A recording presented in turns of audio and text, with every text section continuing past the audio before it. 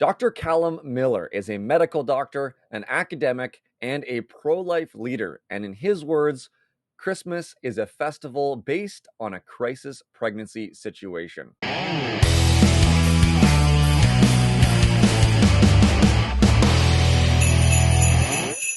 Hello, everyone, and welcome back to the Pro-Life Guys podcast, a podcast dedicated to giving you the tools you need to have effective and winsome conversations on abortion, to change minds, to save lives, and to transform our culture.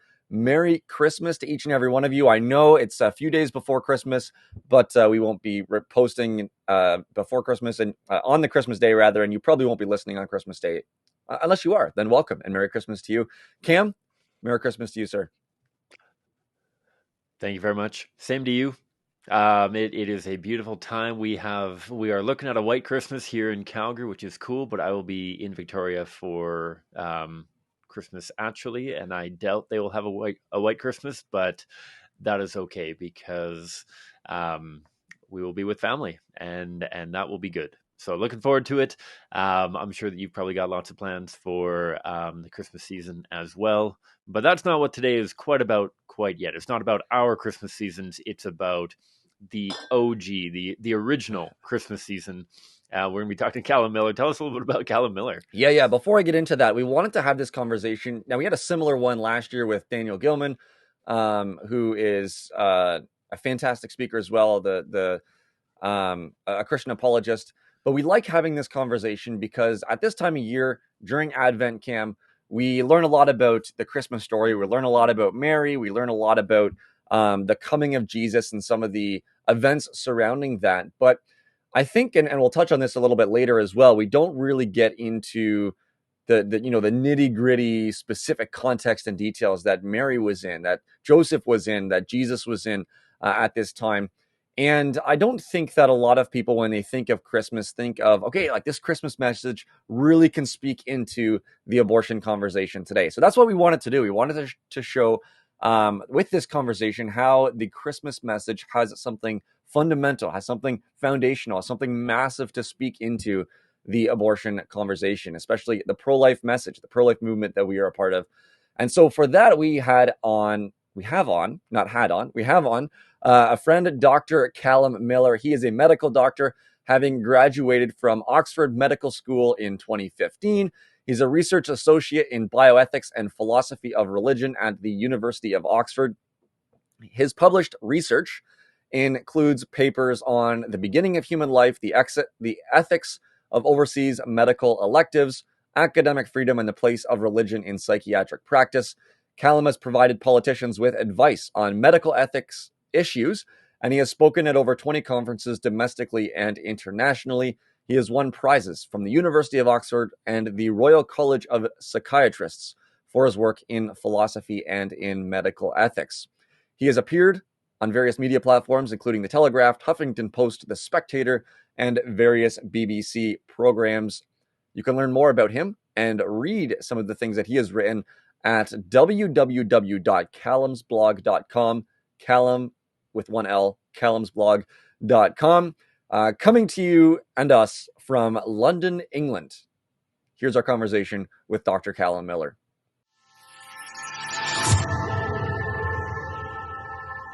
Dr. Callum Miller, thank you so much for taking the time and joining us on the Pro-Life Guys podcast today.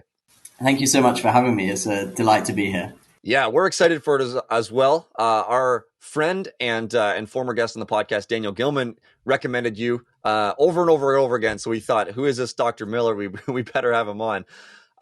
So we're excited to talk about sort of the relevance of the birth of Jesus to the pro-life story, the pro-life message, to pro-life activism and outreach and all of that.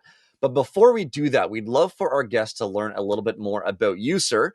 So, I had your bio. I said your bio a little bit earlier, but maybe share a little bit about yourself, what you're passionate about, and perhaps why you're passionate about the pro-life issue in the field in the academy. Sure. Yeah. So I grew up in London in the UK. I know you have a London in Canada as well, so probably a helpful distinction. I went to school here, was never really pro-life. It's not an issue in England at all. It occasionally comes up in politics, but then it's something much like in Canada where it's, should it be legal to abort baby girls just because they're girls? It's those sorts of kind of marginal questions that the actual debate about abortion isn't really one. So I was never raised with a pro-life perspective. It wasn't something that I really thought about at all for most of my life. And then it was at medical school when I was studying in Oxford. I think that it really just gave me, firstly, the kind of background and basis for thinking about these issues from a medical perspective and from an embryological perspective, looking at the impact of abortion on women and so on. And also just an academic environment where questions could be asked and it was possible to think about difficult questions and have challenging viewpoints that I hadn't really come across before university. And so, yeah, often, especially in countries like the UK, Canada, the US, there's a significant push to stop these topics being spoken about. But I really found at Oxford, actually, is very pro academic freedom. And there really is a significant opportunity to hear viewpoints that you don't normally hear. And for me, that was very important. And so the more I read about these academic topics, reading it from the academic ethics perspective, as well as seeing it through the medical perspective and the biological perspective on my course, it became clear to me that, of course, and no one disputes this is a human life, and that it began at conception. And at the same time, when I did my obstetrics and gynecology placement, I began to see the reality of abortion and so on, and its impact on the child and its impact on women. And so that really started changing my mind. And by the end of medical school, even by the end of my obstetrics placement, I was really solidly pro-life, and never really knew exactly what to do with it. And it took a couple of years later for me to do anything other than argue on Facebook. But eventually and mercifully, I managed to get out of that stage and do something constructive to try and save babies. So, I'm very grateful for all the opportunities I've had to do so. And it's led me on a kind of tour that I never expected to be on. I never thought that this would be the main thing I would be doing with my life, but it is. And it's something that, as much hostility as I get from some places and some very powerful places, I wouldn't change it for the world. It's just such an amazing movement to be part of, and such an important cause to be fighting for. So, yeah, I'm delighted to be doing that in a small way with you guys today. Bowman, and we are delighted to have you. I think it's so valuable to have people from various backgrounds and perspectives. And I'm curious, so I obviously didn't get anywhere near as far into academia as you have. I have a degree in biology with a focus in genetics. And even in that, as people in my bio courses and labs and whatnot were finding out that I was actively pro-life, there was some degree of surprise of, but Cam, we thought you were a scientist. How could you possibly believe this faith-based doctrine that seems to be at loggerheads? And I'm curious if ever that kind of came up, whether through your schooling or since then.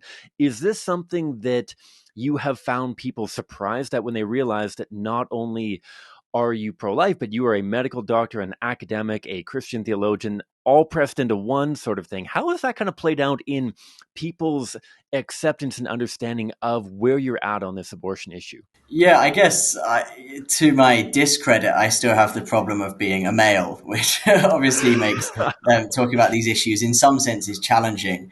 And I do appreciate that, of course, women have a particular perspective, and there is a sense in which males are liable to downplay and misunderstand some of the difficulties that can happen in pregnancy. And I think we should be open about that, we're not able to understand that. If we're being perfectly candid. But of course, at the same time, this conversation can't be limited to women, because it's an issue of justice where all humans are concerned. And actually, it's an issue where women need men to speak out, and women ask men to speak out. And that's crucially important. It is, I guess, surprising to some people in the UK that there's someone who is seemingly well qualified and is very, very pro-life and has what is perceived to be a hardline perspective on it. I think what they're also kind of a little bit surprised by, mainly just because there's such a deliberate and crazy narrative that you could only be pro-life from religious principles, that people do get somewhat surprised by it. For me personally, it's although eventually I've been able to see the clear connections between my faith and the pro-life message, in terms of coming to those positions on faith and on the pro-life perspective, they were completely separate. Like nothing kind of went together. Nothing worked in concert originally. I came to them completely at completely separate times in completely separate ways. And what I think is really quite a helpful consideration in this is the fact that although the Bible talks about life in the womb and so on, and it has the language of conception, the Bible never mentions fertilization. And the church, for most of its history, never mentioned fertilization. So, in that sense, it's obvious that life beginning at fertilization wasn't something that was just made up from the Bible or made up from, the early church or whatever. It was something that came from embryological discoveries in the late 18th century. And what you notice when you look into the sort of history of abortion legislation, I don't know exactly how it worked in Canada, but in both the US and the UK in the 19th century, the reason statutory law began to be kind of put forward prohibiting abortion was because of these discoveries in embryology.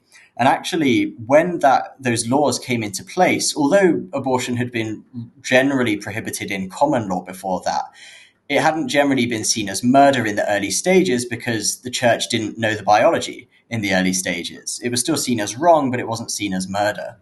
The reason it came to be seen as something like murder and that was put into law was because of these developments. And it wasn't religious people, it was doctors who were at the very forefront pushing for these laws, both in the UK and in the US.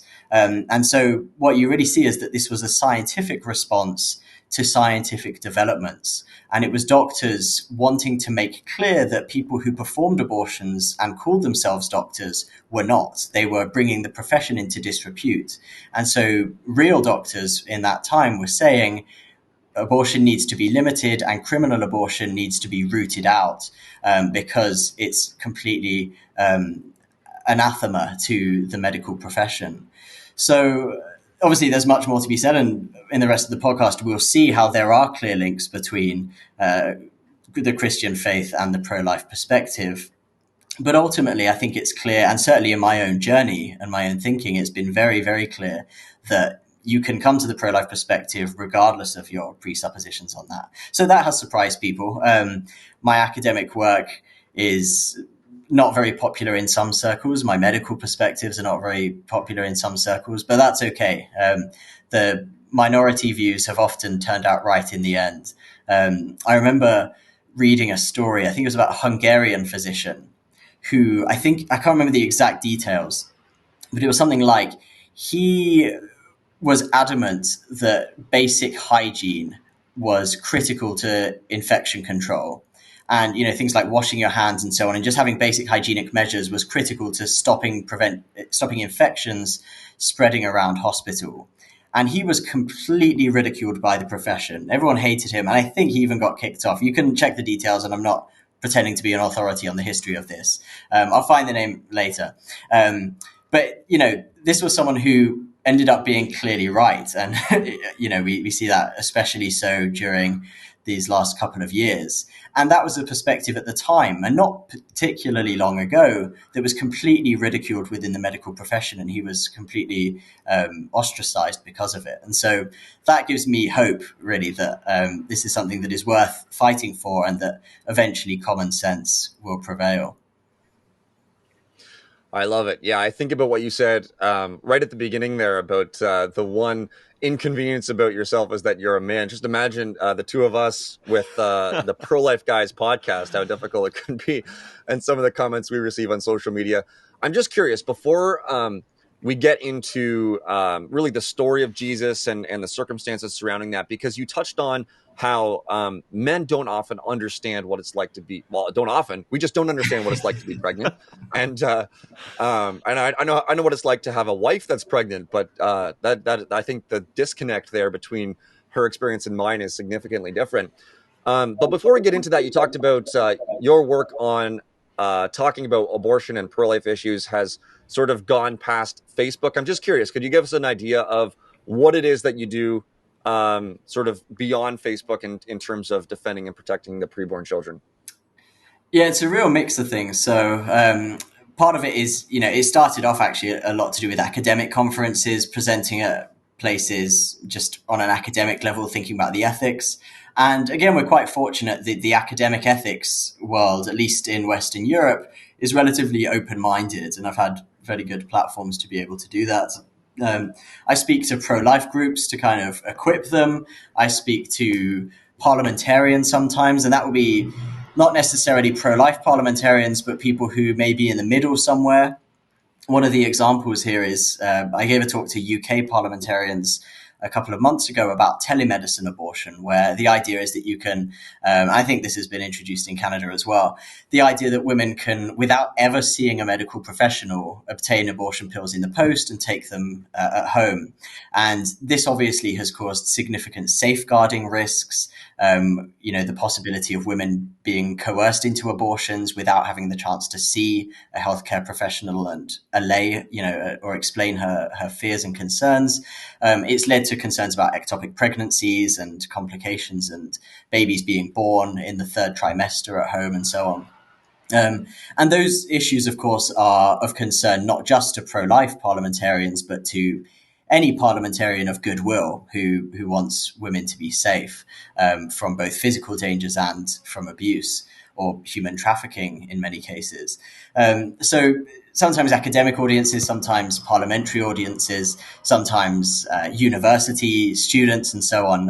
It's really a mix, but I love speaking about this topic. I love speaking about a whole load of different issues within it. And yeah, it's really a wide range of things that I'm very privileged to be able to do. Wonderful. That's great. And thank you so much, sir, for doing that. So let's dive in. Let's talk about the context in which Jesus was born.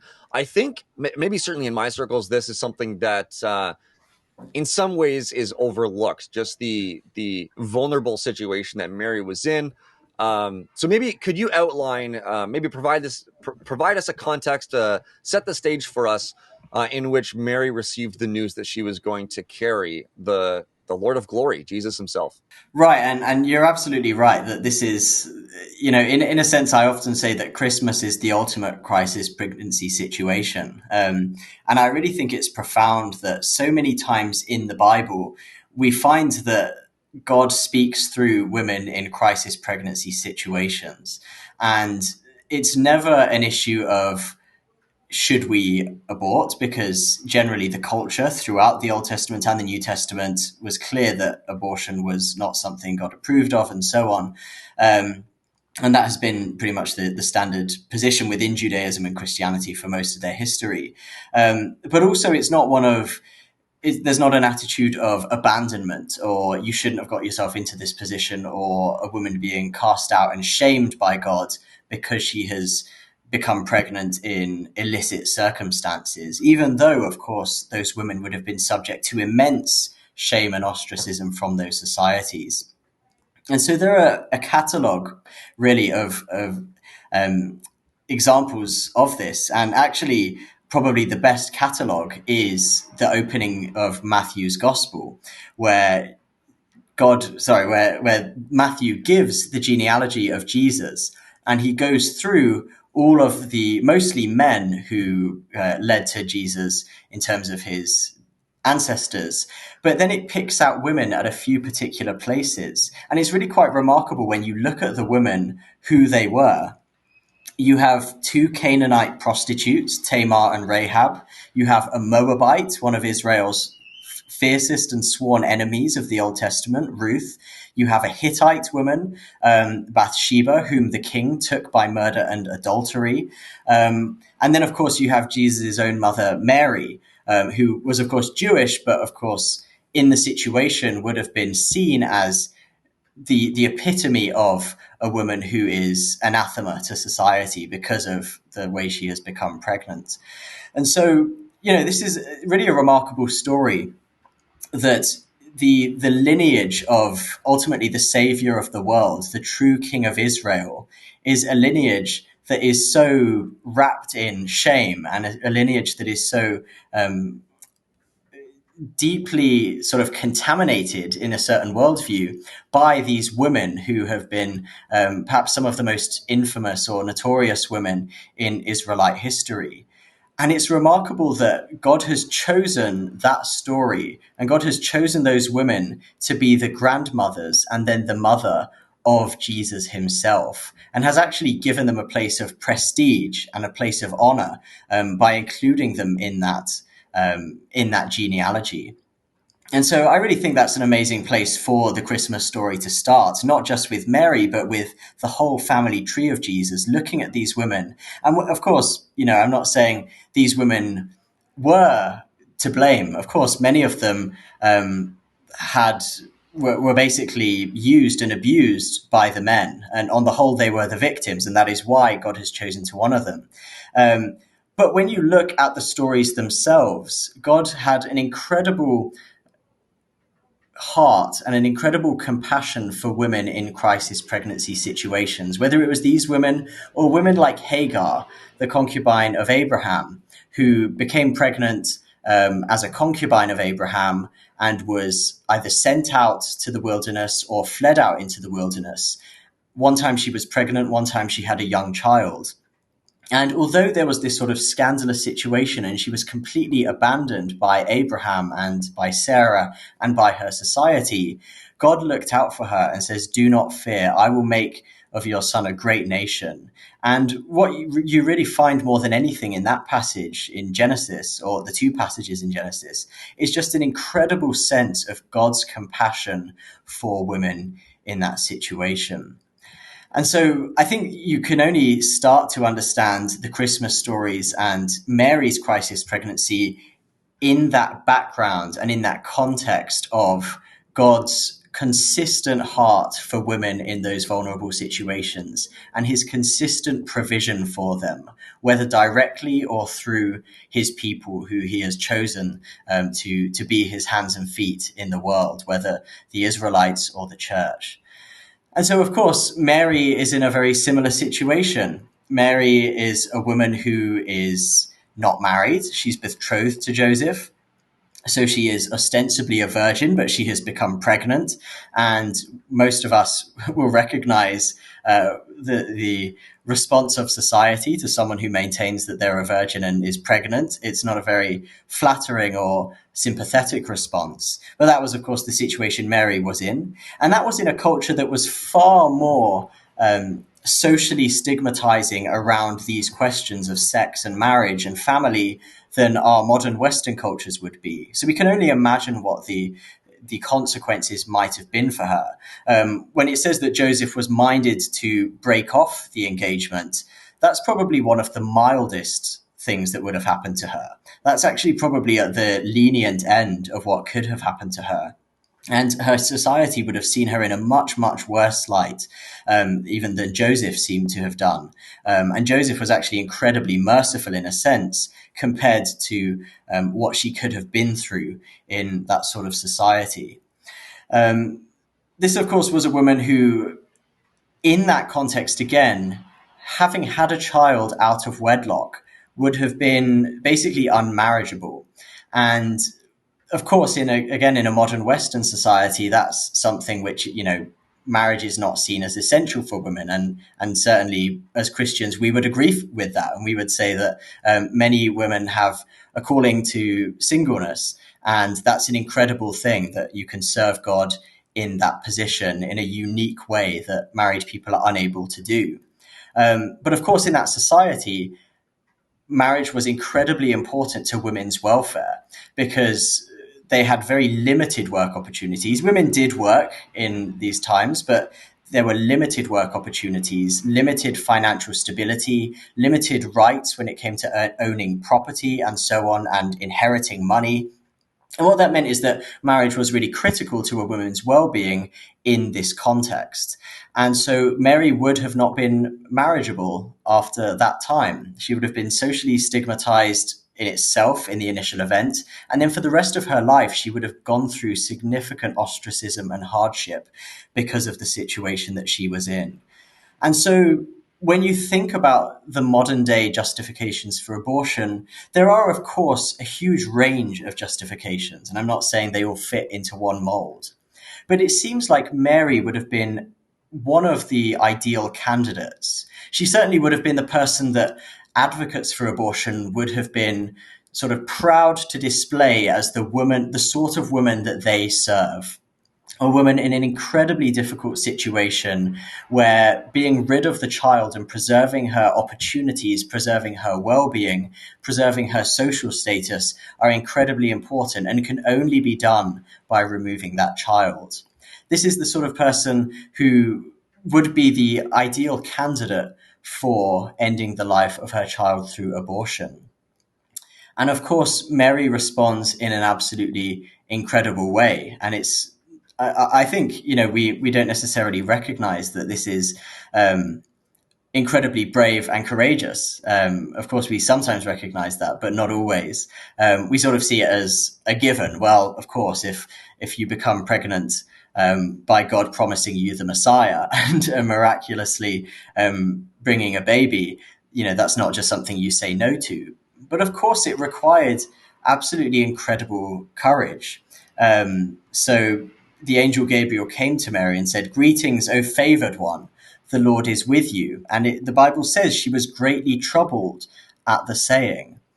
And the angel said to her, "Do not be afraid, Mary, for you have found favor with God. You will conceive in your womb and bear a son, and you shall call his name Jesus."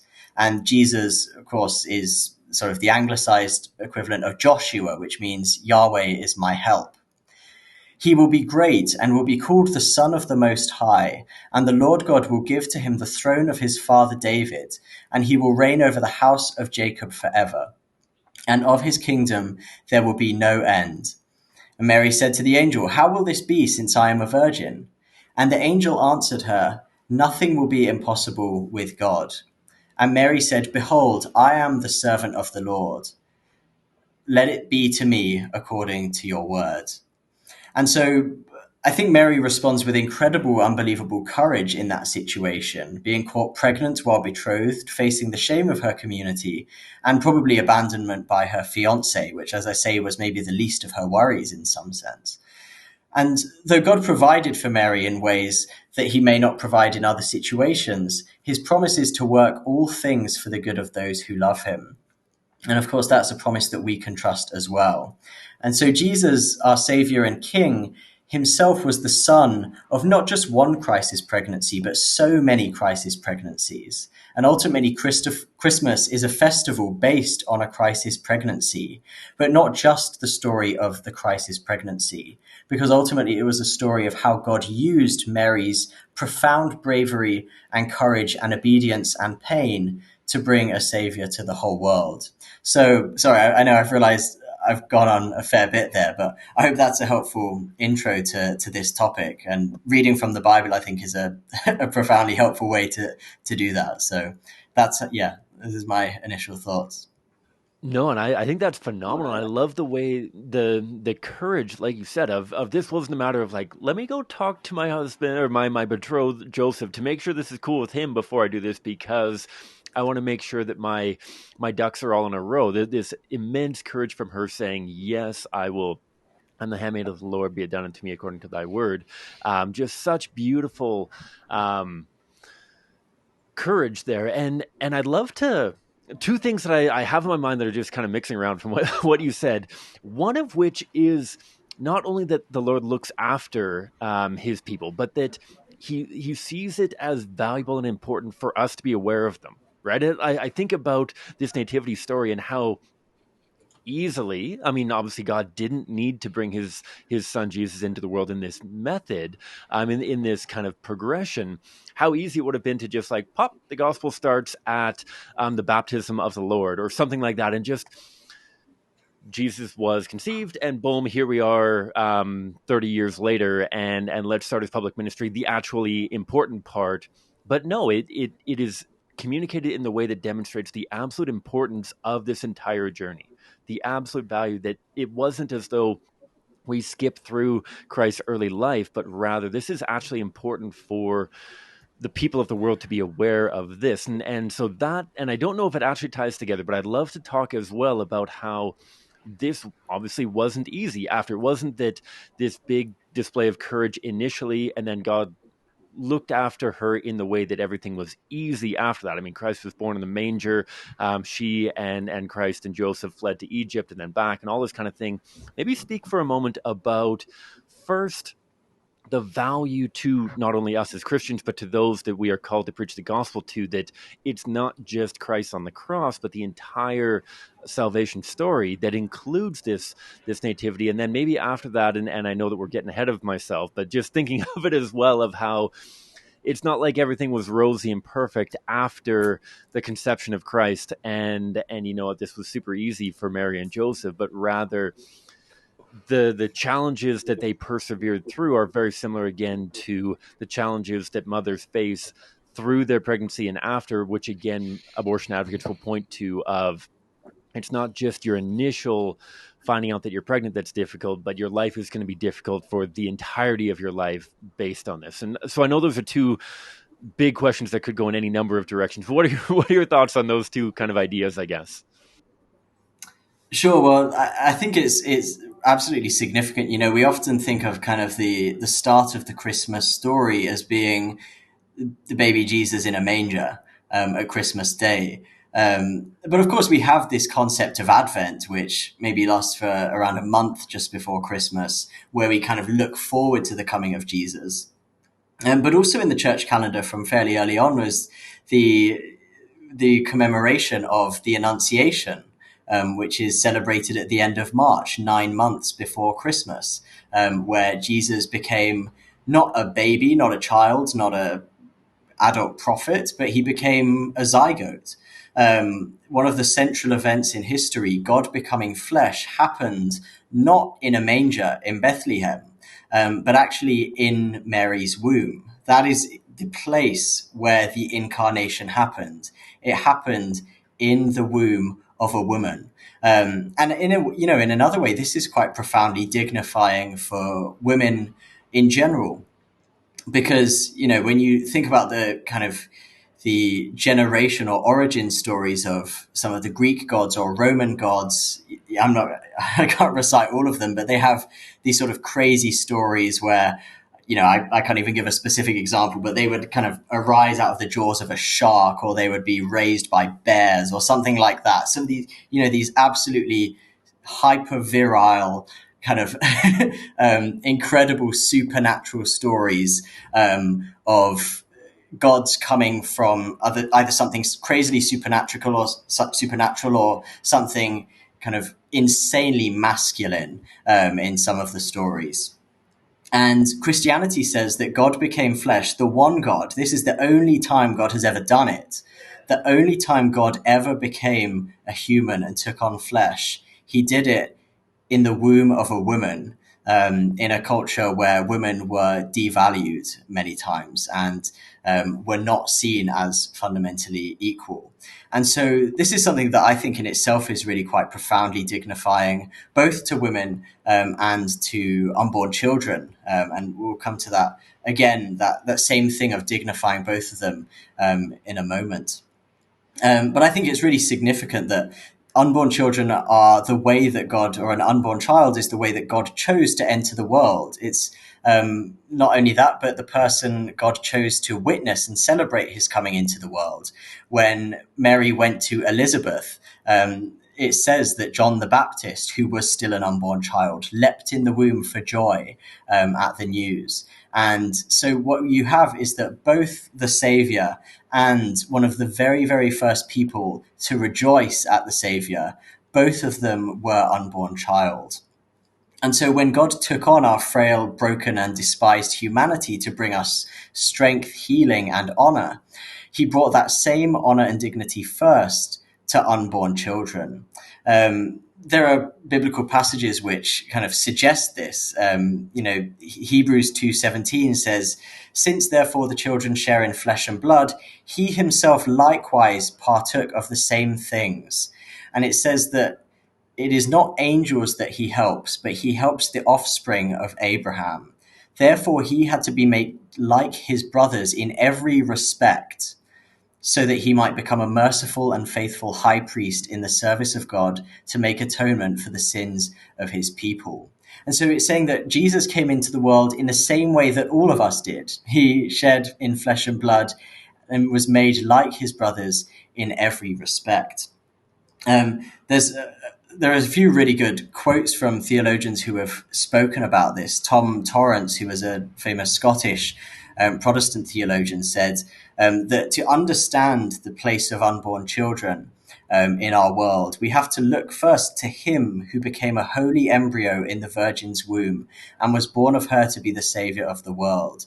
And he says, for in becoming a human being for us, he also became an embryo for the sake of all embryos. He talks a lot about how embryos are brothered by Jesus, by his becoming one. By becoming an embryo, he identifies with embryos and fetuses and makes them his brothers in a kind of radical act of identification and identifying with them. There are obviously there's a huge amount that could be said about this, and we certainly can talk more about it. But I think it's so significant that God entered the world as an unborn child, and that this says something very significant about other unborn children as well. In the same way that God became human to dignify and save us and to honor us, so he did the same for unborn children. He became an unborn child to dignify them. A former, not a famous one, but a former English bishop from, I think, the 17th century put it like this, with quite archaic language, but I think it's a really, really profound way to put it. For our conception being the root, as it were, the very groundsill of our nature, that he might go to the root and repair our nature from the very foundation, there he went. That's from Bishop Lancelot Andrewes. What he's saying is that the very root of the human existence is at conception, and that is where Jesus went for us, so that he might repair our nature from the very foundation. And I think that's a really just amazing phrase to think about the profundity of the incarnation, and just what it means for Jesus to truly become human and identify with us.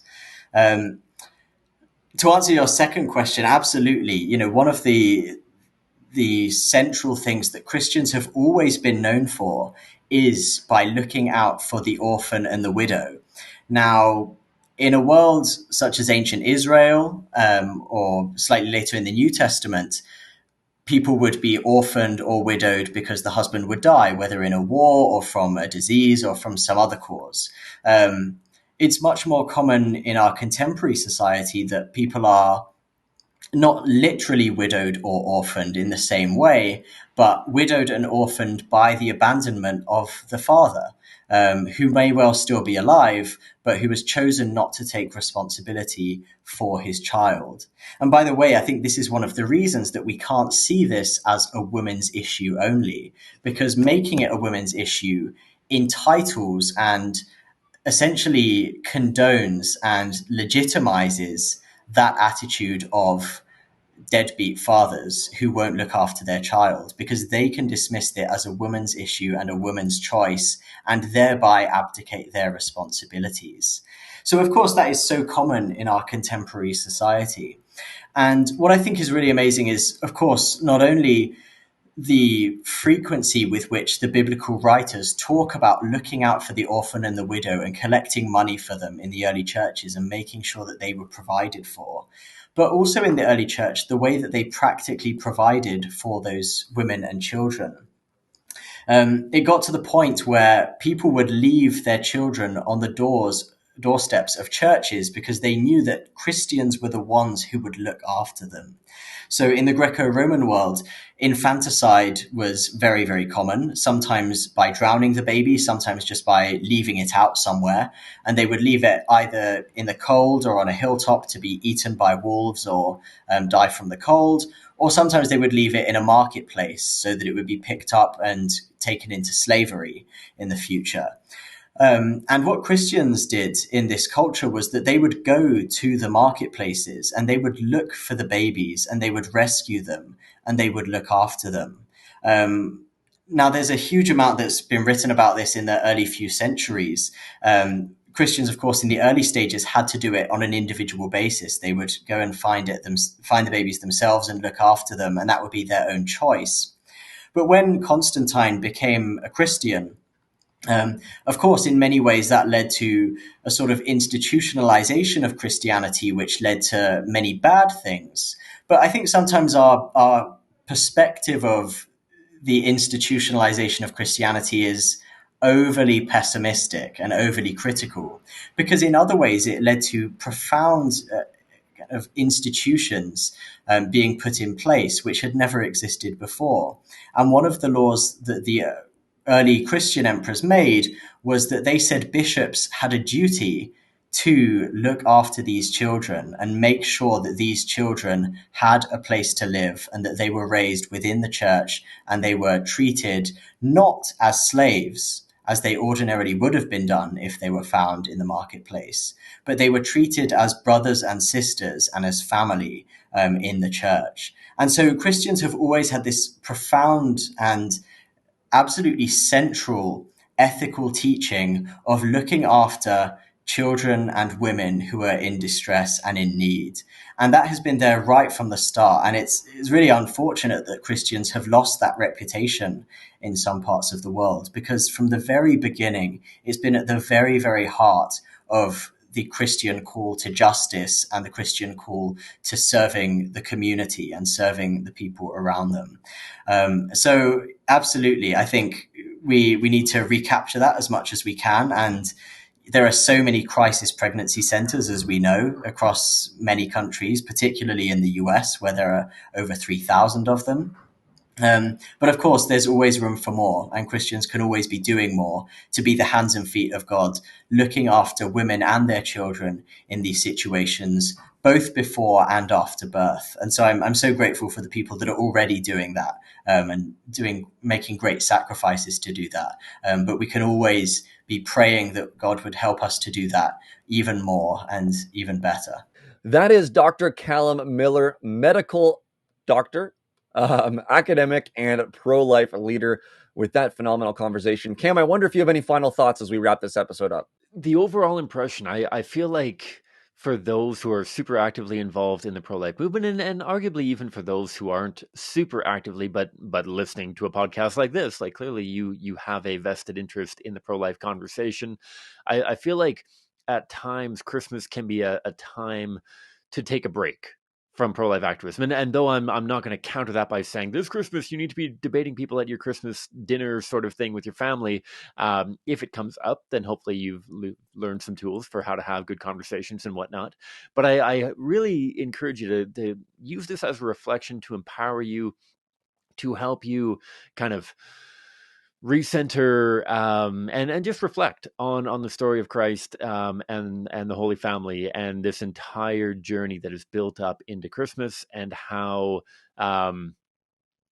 this is a journey that we want to reflect upon very, very vividly and very actively, and that pro-life stuff isn't something to be forgotten during the Christmas time, but rather something that we can reflect upon to even enhance our reflection on the life of Christ and his nativity. And so I know it's a very general, very vague kind of reflection, but just I really appreciated Callum's insight into this, and as an opportunity for us to kind of rejuvenate over this break that I'm sure many people are taking from pro-life activism, doesn't mean that we need to cease thinking about the pro-life conversation altogether, but rather actually a beautiful opportunity to further delve into a reflection on the true anchor of the Christmas story. And one last thing of just that, as much as Callum talked off the top about how you can come to the pro-life worldview without a foundation in Christianity, I think that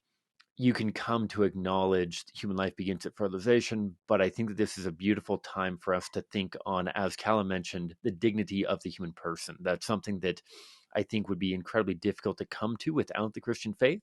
And so as Christians, I encourage you to reflect on that, and if you're not a Christian, I encourage you to contemplate that fact and the dignity that has been kind of illuminated and originally bestowed upon humanity as the chosen people of God, sort of thing. And so, lots of vague stuff in there, but I thought it was just a beautiful reflection from Callum. Yeah, very insightful, and really nothing I could add on the top of that. So thank you to each and every one of you for listening. Next week, our episode is going to be a wrap up, a year in review for what's been happening here at the Pro Life Guys podcast, which if you've been following us, you are probably aware of already.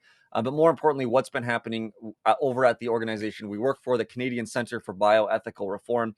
We have teams on the streets throughout the year, throughout the country of Canada, doing various projects. And so we're going to give an update on what happened this year, what happened in 2021 with the struggles, the trials, the roadblocks, and everything else that we had to deal with as an organization. We want to show you what's happened, what sort of outreach has happened, what sort of conversations have been had, and what sort of impact has been made. So tune in into that to see what has really been happening in Canada. We want to do this, to show this, because we have a tremendous amount of supporters who are funding the work that we do, and are passionate about ending abortion as we are, and support the mission and really invest in the mission financially. So we want to give a bit of an understanding and idea of what we have been doing, but also to encourage you, because when we look back on the numbers, it's encouraging to see what happens when you take a step, one day at a time, one postcard at a time, one door at a time, one conversation at a time. So tune into that. I'm not going to give it all away, and I'm not going to keep going with that. If you want to reach out to us with any questions, concerns, comments, whatever it might be, you can reach out to us on our website, prolifeguys.com. You can reach out to us on social media, Facebook, Instagram, Twitter, and if you find another way, if you have my cell phone number, you can text me as well. And leave a comment, leave a review, subscribe, like this, and do share this episode specifically with your friends, with your family, with your church community, with those around you, as we are in this Advent season, and as we are from date of release, just a few days away from celebrating the birth of Jesus on December 25th. So thank you so much. God bless each and every one of you, and we hope you tune in again next time.